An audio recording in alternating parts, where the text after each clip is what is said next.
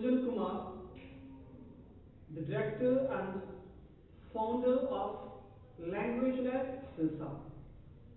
Today I am again before you with my new video, which is based on one of the most important chapter of grammar,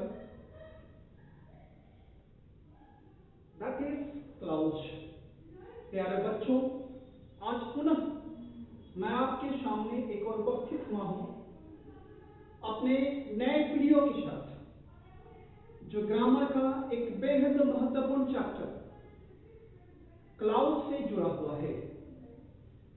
और ये chapter खासकर 11th और 12th के बच्चों के लिए काफी इंपॉर्टेंट है, काफी महत्व रखता है। तो प्यारे बच्चों, इस संदर्भ में हम सबसे पहले देखते हैं क्लाउज है क्या, क्लाउज कहते किसे हैं, राइट। तो हमने लिखाया है clause is a group of words, यानी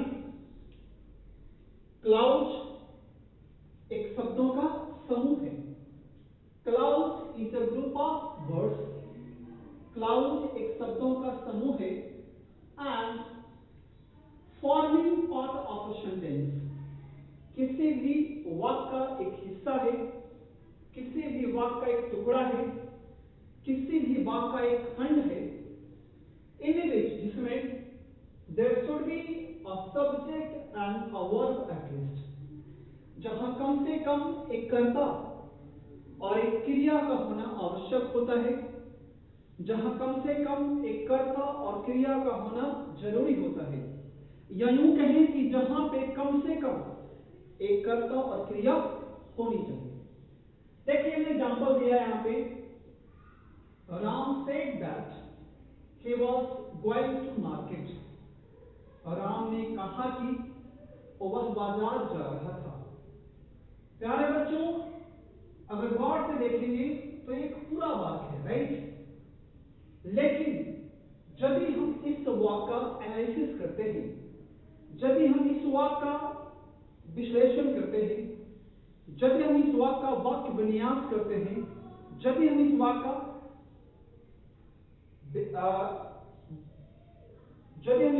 वाक्य विग्रह करते हैं, तो हम इस सेंटेंस को, पूरे सेंटेंस को दो पार्ट में तोड़कर बांट सकते हैं।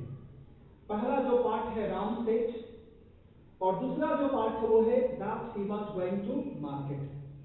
प्यारे बच्चों, ये दोनों दो क्लाउज है, राइट। राम सेड पीसी है, यानी प्रिंसिपल क्लाउज है, जबकि that he was going to market a आपका एसटी है, यानी ए आपका सबऑर्डिनेटिंग क्लाउज है, राइट। अब गौर से देखेंगे तो यहां भी सब्जेक्ट है और यहां एक क्या है, वर्ब है, यहां पे क्या है, क्रिया है। आप यहां पे देखें that he was going to market में, तो यहां भी ही क्या आपका बेटा सब्जेक्ट है और वाज गोइंग क्या है, क्रिया है। अतः हम कह सकते हैं कि ये दोनों क्या है, क्लाउज, क्योंकि ये दोनों बात इसी बात का क्या है, हिस्सा है। हमने एक एग्जांपल और लिया है, if he goes to Patna, अगर वह पटना जाएगा, ही विल सी गांधी मैदान, वो गांधी मैदान को देखेगा। आप गौर से देखें तो पाएंगे if he goes to Patna ये इस वाक्य का हिस्सा है, और he will see गांधी मैदान ये इस पाठ का अगला हिस्सा है। अगर इसका वाक्य विश्लेषण किया जाए, अगर इसका वाक्य विग्रह किया जाए, तो इसे भी दो खंड में बांटा जा सकता है। पहला क्या है, if he goes to Patna, अगर वह पटना जाएगा, और दूसरा का है क्या है, he will see गांधी मैदान। आप दोनों ही बात को गौर से देखेंगे तो पाएंगे कि ये वाला जो पार्ट है ये एसटी है, यानी सबऑर्डिनेटिंग क्लाउज है, और he will see गांधी मैदान ये आपका पीसी है, यानी प्रिंसिपल क्लाउज है। यानी इस वाक्य का भी एनालिसिस करने पे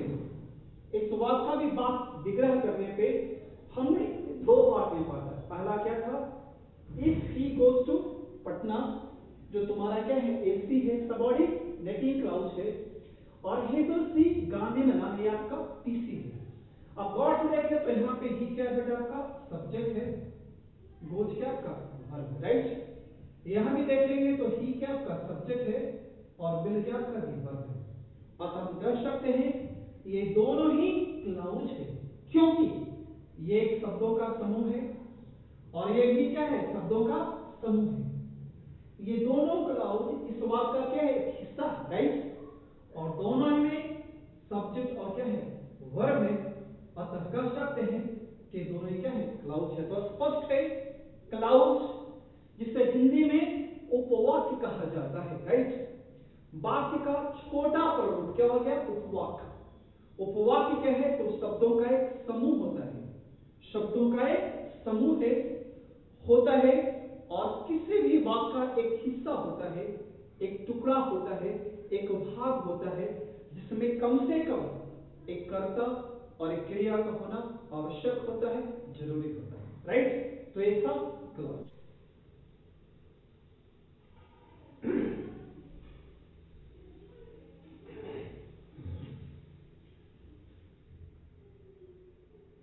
तो बच्चों अभी हमने देखा था क्लाउज क्या है, क्लाउज किसे कहते हैं, जिससे मैंने बताया था कि क्लाउज शब्दों का एक समूह है और किसी भी वाक्य का एक हिस्सा होता है, जिसमें कम से कम एक कर्ता और एक क्रिया का होना आवश्यक होता है, राइट।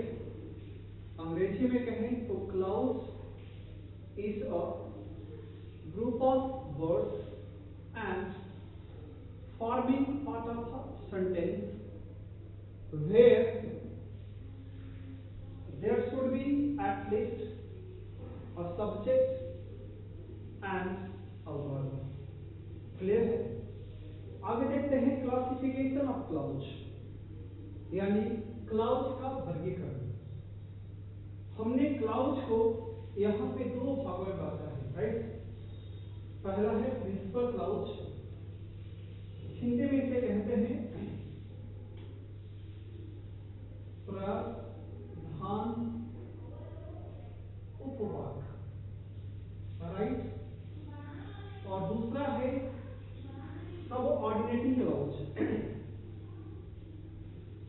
हिंदी में इसे कहते हैं सहायक उपवाक्य। प्रिंसिपल क्लाउज को और दूसरे नामों से भी जाना जाता है, जैसे प्रिंसिपल क्लाउज को हम कहते हैं मेन क्लाउज, या इसे कहते हैं independent clause, right. Subordinating clause को कहा जाता है डिपेंडेंट क्लाउज भी कहते हैं। अब देखते हैं प्रिंसिपल क्लाउज या इंडिपेंडेंट क्लाउज। हमने दिखाया है द क्लाउज ओवर उपवाक्य which does not depend on another clause for the completion of its sense is known as principal clause। Hindi में कहें तो वह उपवाक्य, वह वाक्य खंड जो अपने अर्थ की पूर्ति के लिए, जो अपने अर्थ की पूर्ति के लिए किसी दूसरे वाक्य खंड पर निर्भर नहीं करता है, उसे हम प्रिंसिपल क्लाउज कहते हैं, उसे हम प्रधान उपवाक्य कहते हैं, उसे हम मेन क्लाउज कहते हैं, राइट। और दूसरा है सबऑर्डिनेटिंग क्लाउज, इसे कहते हैं सहायक उपवाक्य। हमने दिखाया है द क्लाउज यानी ओवर उपवाक्य which depends on principal clause, जो निर्भर करता है कहाँ, प्रधान उपवाक्य में, for the completion of its sense, अपने अर्थ की पूर्ति के लिए, is called subordinating clause। यानी ओवर उपवाक्य, ओवर वाक्य खंड जो अपने अर्थ की पूर्ति के लिए, जो अपने सेंस की पूर्ति के लिए किसी दूसरे वाक्खंड पर निर्भर नहीं करता है, उसे हम प्रिंसिपल क्लाउज, उसे हम प्रधान उपवाक कहते हैं, उसे हम इंडिपेंडेंट क्लाउज यानी स्वतंत्र उपवाक भी कहते हैं। जबकि वो क्लाउज जो अपने अर्थ की पूर्ति के लिए, राइट, जो अपने अर्थ की पूर्ति के लिए निर्भर करता है कहाँ, दूसरे क्लाउज पे, उसे हम कहते हैं सबऑर्डिनेटिंग क्लाउज। तो एक था आपका एग्जाम्पल जहां आपने देखा प्रिंसिपल क्लाउज क्या है और सबऑर्डिनेटिंग क्लाउज क्या है।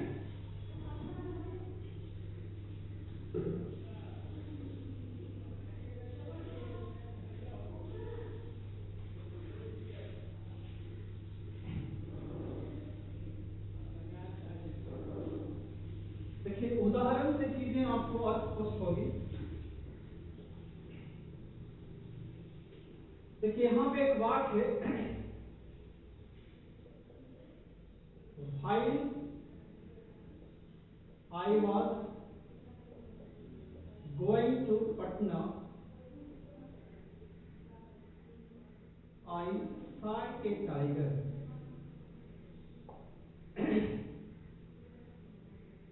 While I was going to Patna, जब मैं पटना जा रहा था, ये आपका एसी है यानी सबऑर्डिनेटिंग क्लाउज है यानी डिपेंडेंट क्लाउज है, क्लियर। जबकि आइसा ए टाइगर, ये आपका पीसी है, ये आपका प्रिंसिपल क्लाउज है, ये आपका इंडिपेंडेंट क्लाउज है। हमने भी बताया था आपको कि वो क्लाउज और वो हुआ और वो वाक्खंड जो अपने अर्थ की पूर्ति के लिए किसी दूसरे वाक्खंड पर निर्भर नहीं करता है, उसे हम क्या कहते हैं, पीसी कहते हैं, उसे हम इंडिपेंडेंट क्लाउज कहते हैं यानी स्वतंत्र उपवाक कहते हैं। अगर देखिए इस बात को, हिस्से को अगर हम ढक देते हैं, राइट, तो फिर भी इस हिस्से का अपना अर्थ है, क्या होगा, आई सॉ ए टाइगर, मैंने एक बाघ को देखा, राइट। यानी ये क्लाउज अपने अर्थ की पूर्ति के लिए किसी दूसरे क्लाउज पे, किसी दूसरे वाक्खंड पे, किसी दूसरे उपवाक पर निर्भर नहीं कर रहा है, अतः एक क्लाउज आपका इंडिपेंडेंट क्लाउज है। लेकिन देखिए अगर हम इस हिस्से को कवर कर देते हैं और इसको हिंदी करते हैं, while I was going to Patna, जब मैं पटना जा रहा था, राइट, जब मैं पटना जा रहा था, लगता है कि अर्थ पूरा है, नहीं, इस क्लाउज का अपना कंप्लीट अर्थ नहीं है। इसका अर्थ पूर्ति तभी होगा जब हम एक पीसी जोड़ेंगे। कौन सा पीसी, ए वाली। अब देखिए while I was going to Patna, जब मैं पटना जा रहा था, I saw a tiger, मैंने एक बाघ को देखा, क्लियर है। अब देखिए इसका अपना अर्थ नहीं है, ये अपने अर्थ की पूर्ति के लिए I saw a tiger पे क्या कर रहा है, डिपेंड कर रहा है, राइट। अतः ये क्या हो गया, सबऑर्डिनेटिंग क्लाउज हो गया, राइट। जबकि ये अपने अर्थ की पूर्ति के लिए इस पर निर्भर नहीं करता है, इसका अपना अर्थ है, अतः ये आपका क्या हो गया, प्रिंसिपल क्लाउज, राइट। एग्जाम्पल आप देते हैं, एग्जाम्पल और देखते हैं, देखिए if you labour hard you will surely get success. गौर से समझिए, इफ यू लेबर हार्ड, अगर आप लेबर करेंगे, अगर आप परिश्रम करेंगे, अगर आप मेहनत करेंगे, आप सफलता पाएंगे, राइट। तो देखिए you will surely get success, आप निश्चित रूप से सफलता पाएंगे, इसका अपना अर्थ है। यानी ये वाला बात इस सेंटेंस का अपने अर्थ की पूर्ति के लिए इस वाले पार्ट पर निर्भर नहीं करता है या किसी पर भी निर्भर नहीं करता है। अतः इससे हम कह सकते हैं क्या है, ये पीसी है या ये इंडिपेंडेंट क्लाउज। क्लियर है? जबकि देखिए, इफ यू लेबर हार्ड, अगर आप कठिन परिश्रम करोगे, अगर आप कठिन परिश्रम करोगे, देखिए अगर इसको आप हटा देंगे इसका अर्थ पूरा होगा? नहीं होगा। अगर आप कठिन परिश्रम करोगे इसका अर्थ क्या है? अधूरा है, राइट? लेकिन जैसे ही आप जोड़ते हैं किसको, ए विल श्योरली गेट सक्सेस को, इसका अर्थ क्या होता है? पूरा हो जाता है। अगर आप कठिन परिश्रम करोगे आप निश्चित रूप से सफलता पाओगे। तो हम देख रहे हैं, विश्लेषण से स्पष्ट है कि जो क्लाउज है निर्भर करता है कहां? इस वाले क्लाउज पे। किस लिए? अपने अर्थ की पूर्ति के लिए। अतः ये क्लाउज क्या है? एसी क्लाउज है। अतः ये क्लाउज क्या आपका? Subordinating clause. क्लियर है? एक एग्जांपल और देखते हैं। Mohan said that he was going to Delhi. Mohan ने कहा कि दिल्ली जा रहा था, और वह दिल्ली जा रहा था। यहां भी मोहन सेड आपका पीसी है, यानी प्रिंसिपल क्लाउज है, जबकि that he was going to Delhi ये आपका एसी है, ये आपका सबऑर्डिनेटिंग क्लाउज है। तो मोहन सेड आपका पीसी है, प्रिंसिपल क्लाउज है, क्योंकि इसका अपना अर्थ है। ये अपने अर्थ की पूर्ति के लिए किसी और पर निर्भर नहीं करता है। आप इसे हटा देते हैं, कवर करते हैं, फिर भी इसका अर्थ अपना होता है क्या? नहीं होता है। होता है ना जी?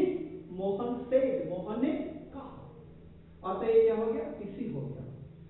लेकिन यदि हम यहां से मोहन सेड को हटा देते हैं, देखिए, तो that he was going to Delhi, कि वह दिल्ली जा रहा है, इसका अपना अर्थ होता है? नहीं, इसका अपना अर्थ नहीं है। हमें जोड़ना होगा। क्या जोड़ना होगा? मोहन ने कहा कि और वह दिल्ली जा रहा था। तो स्पष्ट है कि सबऑर्डिनेटिंग क्लाउज वो क्लाउज है जो अपने अर्थ की पूर्ति के लिए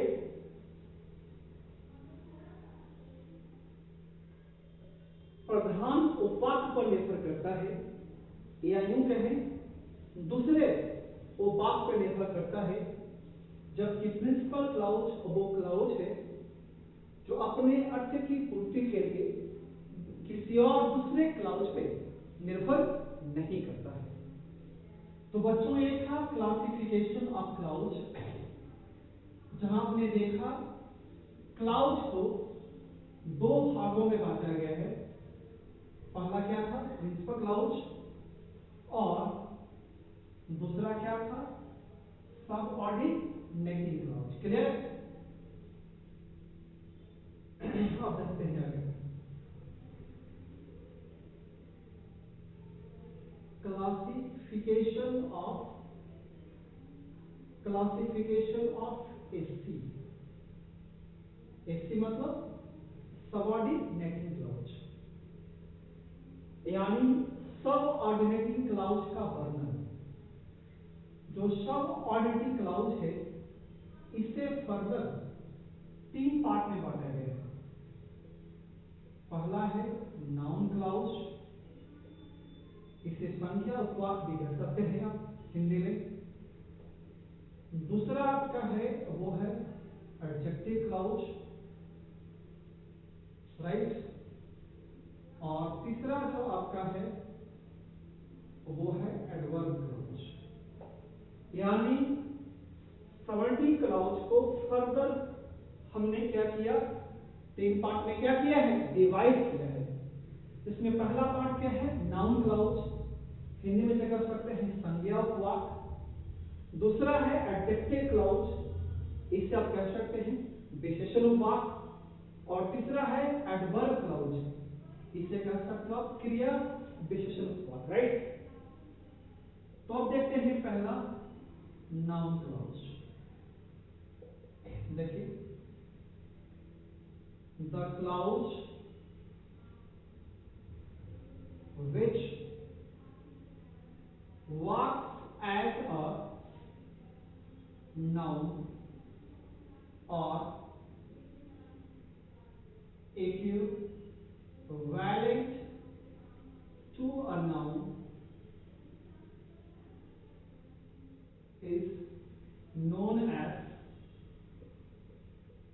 noun clause। क्लियर है? देखिए, अगर दोनों भाषा में लिखते हैं तो वीडियो लंबा हो जाता है, तो वीडियो लंबा न होने के कारण से हमने इसे सिर्फ अंग्रेजी भाषा में लिखा है। मैं हिंदी को बता देता हूं, आप हिंदी को वीडियो से सुन करके प्लेबैक कर करके आप इसको अपने नोटबुक में लिख लेंगे, राइट।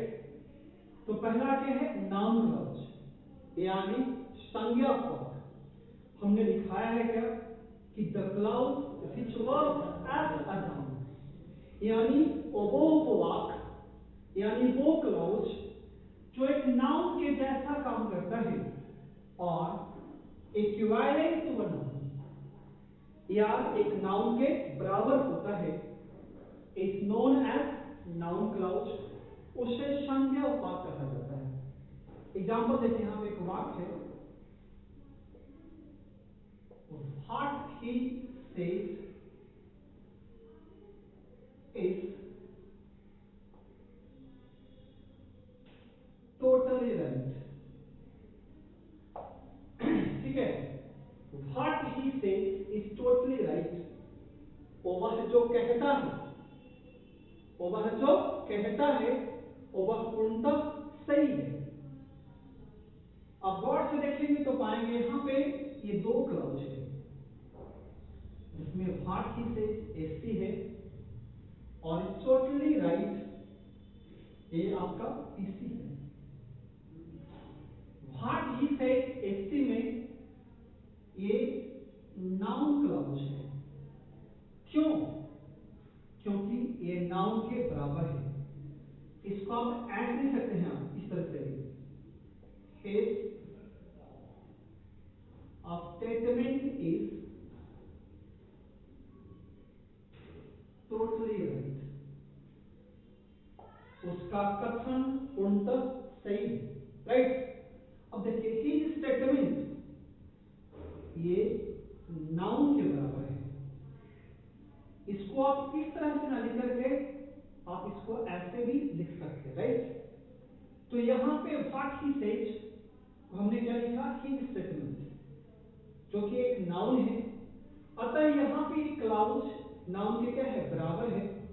अतः हम कह सकते हैं कि यहां पे इस वाक्य में व्हाट ही सेज क्या आपका नाउन क्लाउज है, राइट। कोई एग्जांपल और लेते हैं, देखिए तो चीज और स्पष्ट होगी आपको।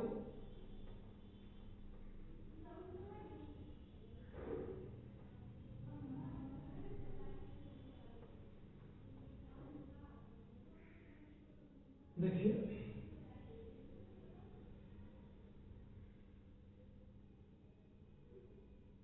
The amount is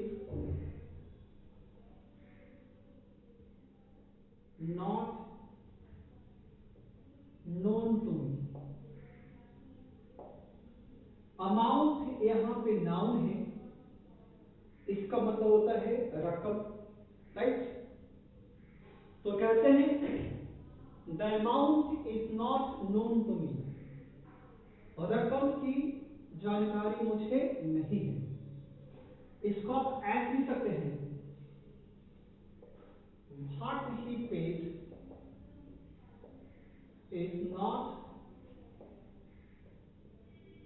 known to me. तो गौर से देखिए, यहां पे व्हाट ही पेड ये नाउन क्लाउज है। हमने इसी कथन को दोबारा लिखा है। आप इसको ऐसे लिख सकते हैं, व्हाट ही पेड, उसने क्या दिया, कितना रकम दिया, इस बात की जानकारी मुझे नहीं है, राइट। और the amount is not known to me, रकम की जानकारी मुझे नहीं, राइट। तो यहां पे द अमाउंट क्या है, नाउन है, क्लियर है, राइट। और हमने इसी के बदले में क्या लिखा है, व्हाट ही पेड, उसने क्या दिया। अतः ये जो नाउन, इसके बदले हमने क्लाउज क्या लिखा, व्हाट ही पेड, राइट। अतः कर सकते हैं कि व्हाट ही पेड यहां पे क्या है, नाउन क्लाउज, क्लियर है। यानी प्रॉब्लम, हम समझते हैं दिक्कत, प्रॉब्लम, परेशानी नहीं होनी चाहिए। और अगर आप वीडियो को देखते हैं तो अगर कहीं भी कोई भी परेशानी होती है तो आप उसमें कमेंट करें या फिर हमारे व्हाट्सएप नंबर पे आप संपर्क कर सकते हैं कि हाँ सर हमें बात समझ में नहीं आई, मैं आपको कॉल बैक करके आपको उस पे उसका समाधान बताऊंगा, राइट। एग्जाम्पल और लेते हैं।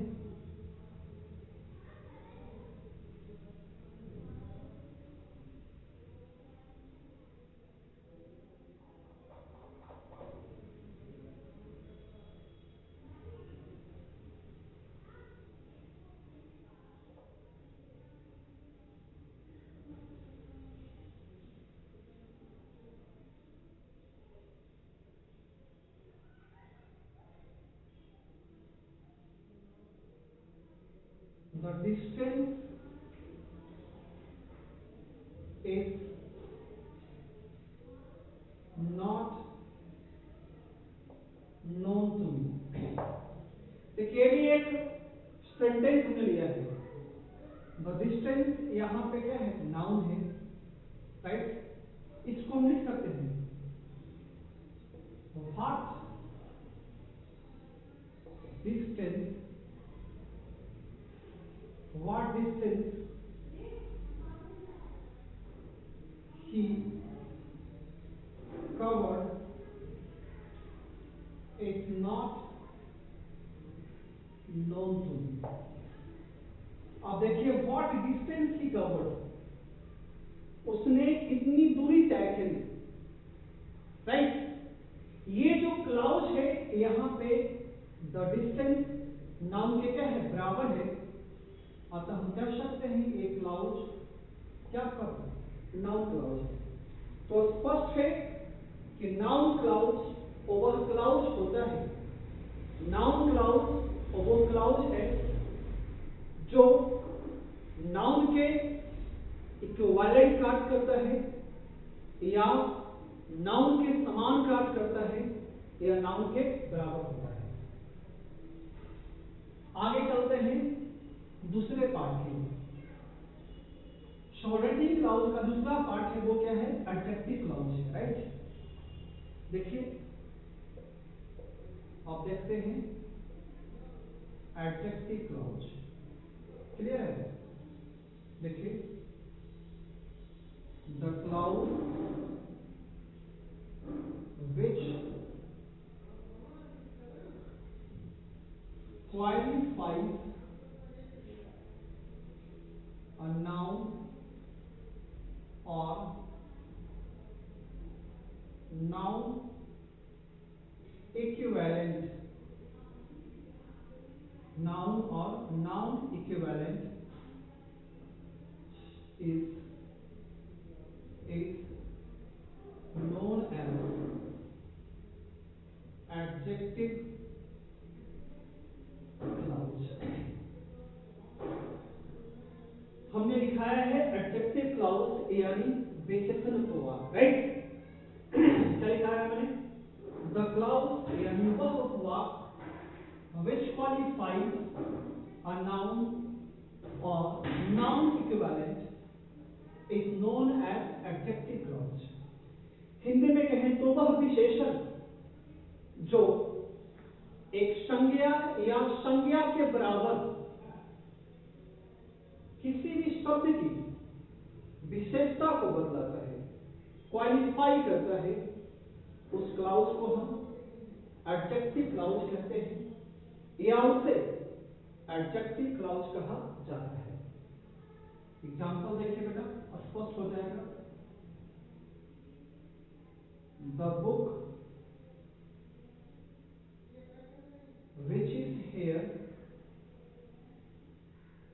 is mine. गौर कीजिएगा, यहां पे बुक क्या है, नाउन है, और विच इज हेयर ये आपका एडजेक्टिव क्लाउज है। क्यों? क्योंकि ये अपने पहले आने वाले नाउन की विशेषता को बतलाता है। क्या मेरी है? तो वो किताब जो यहां है, राइट। विच इज हेयर यानी यहां पे विच इज हेयर बुक को क्या करता है, क्वालिफाई करता है, राइट। विच इज हेयर यहां पे बुक की विशेषता को बतलाता है, राइट। अतः यहां पे द बुक नाउन है और विच इज हेयर क्या आपका एडजेक्टिव क्लाउज है। The dog and the man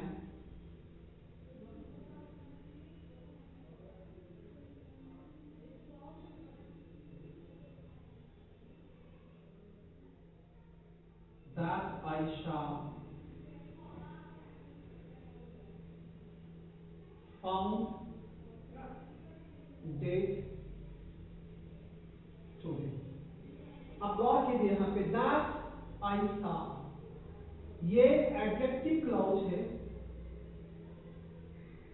क्योंकि ये नाउन किसको, मैन को क्वालिफाई करता है और डॉग को क्वालिफाई करता है। तो वो कुत्ता और आदमी जिसको मैंने क्या किया था, देखा था, आज मृत पाया गया, right.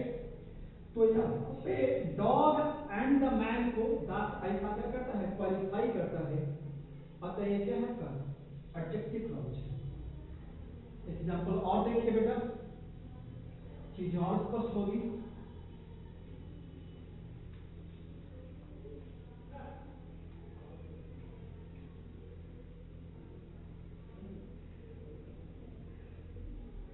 I love those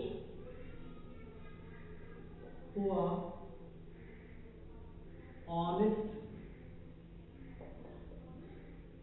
in their works and who are honest in their words and deeds। मैं केवल उन लोगों को ही प्यार करता हूं, मैं केवल उन लोगों को ही पसंद करता हूं who are honest in their words, who are honest, who are honest। यहां पे आप देख रहे हैं ये आपका एडजेक्टिव क्लाउज है। क्यों? क्योंकि ये यहां पे दोज जो नाउन नहीं है बल्कि नाउन के इक्विवेलेंट एक शब्द है और नाउन है, इसकी विशेषता को बतलाता है, राइट। और देखिए, Sita is the girl whom I wanted to marry। Sita is the girl, Sita ही वो लड़की है whom I wanted to marry, जिसको से मैं शादी करना चाहता था।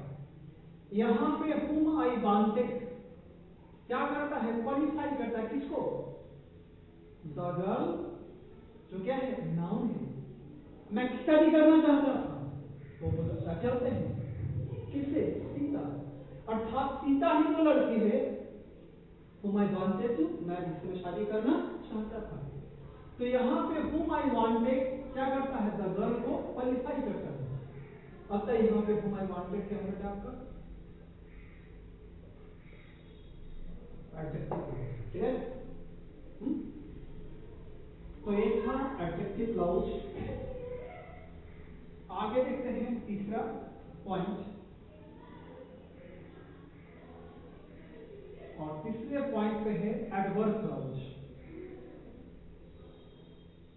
Adverb clause, right? देखिए, the clause which qualifies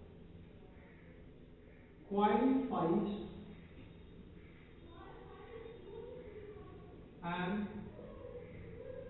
adjective, a verb, or an adverb is known as adverb clause, right?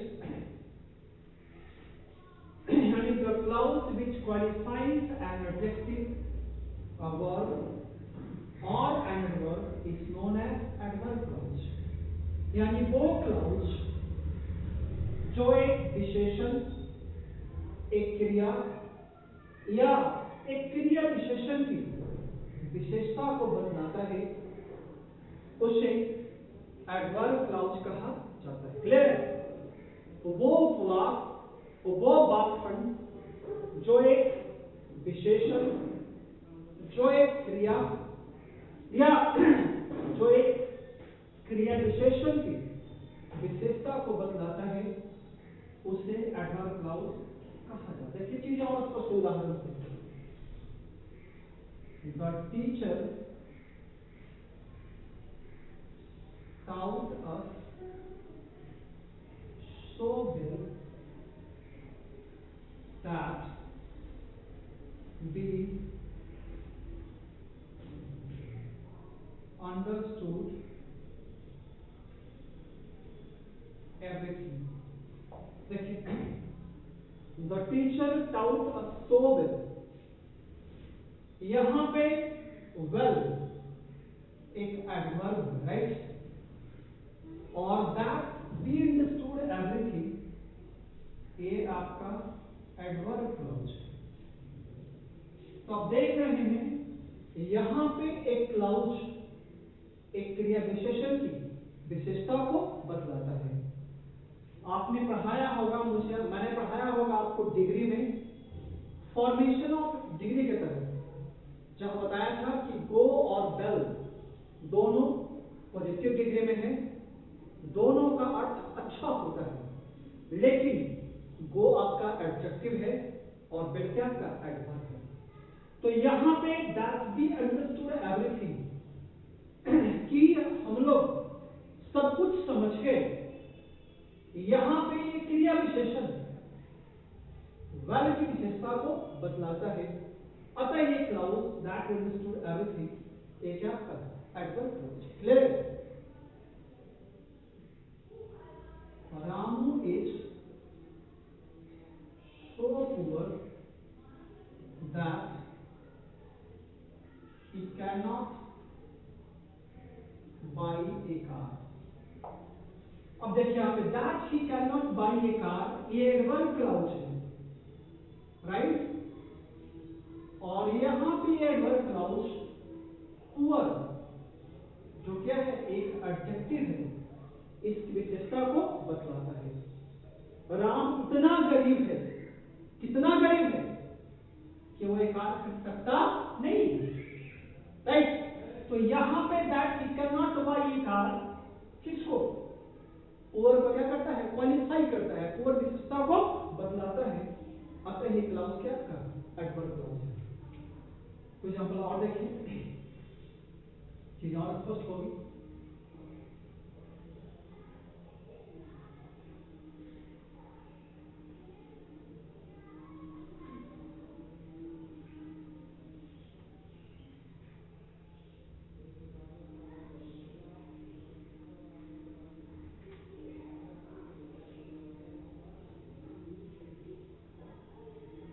The train had started before I reached the station. अब गौर से देखिएगा, before I reach the station, ये आपका adverb clause है, right. और ये यहां पे एक क्रिया की विशेषता बताता है। किसकी विशेषता बताता है? अब स्टार्ट, जो स्टार्ट क्या का क्रिया है। कहते हैं the train had started before I reach the station, यानी मेरे स्टेशन पहुंचने से पहले गाड़ी खुल चुकी थी।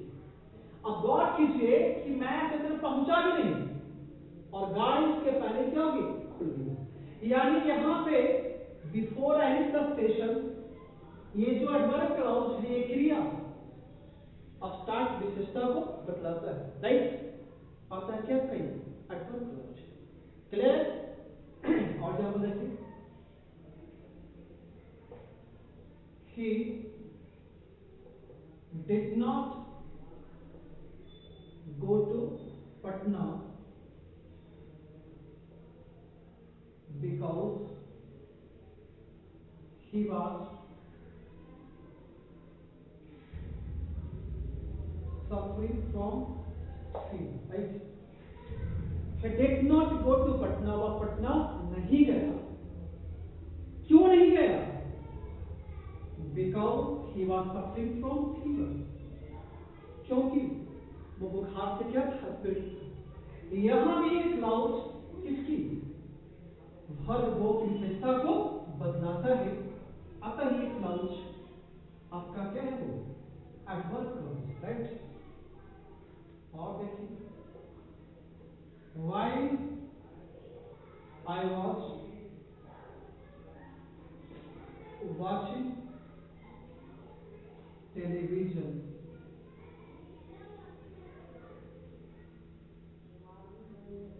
my father came.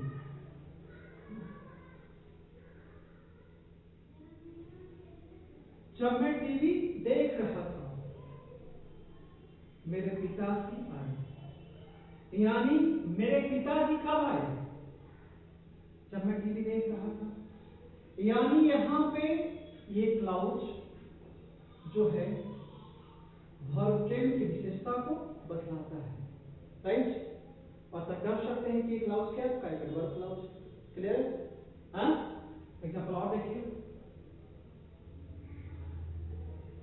Raman is so honest that he cannot take bribe. Raman इतना ईमानदार है कि वह घूस ले सकता नहीं। That he cannot take bribe. ये आपका एडवर्ब क्लाउज है। क्यों? क्योंकि ये क्रिया विशेषण नहीं बल्कि विशेषण ऑनेस्ट की विशेषता को बतलाता है। रमन घूस क्यों नहीं ले सकता? क्योंकि वो बेहद क्या होते हैं? ईमानदार है। तो स्पष्ट है कि एडवर्ब क्लाउज और वो क्लाउज होता है जो कि क्रिया विशेषण या एक क्रिया विशेषण की विशेषता को बतलाता है, right. The clause which qualifies an adjective, a verb or an adverb is known as adverb clause. Whereas when a clause qualifies an adjective, it is known as what? Adjective clause.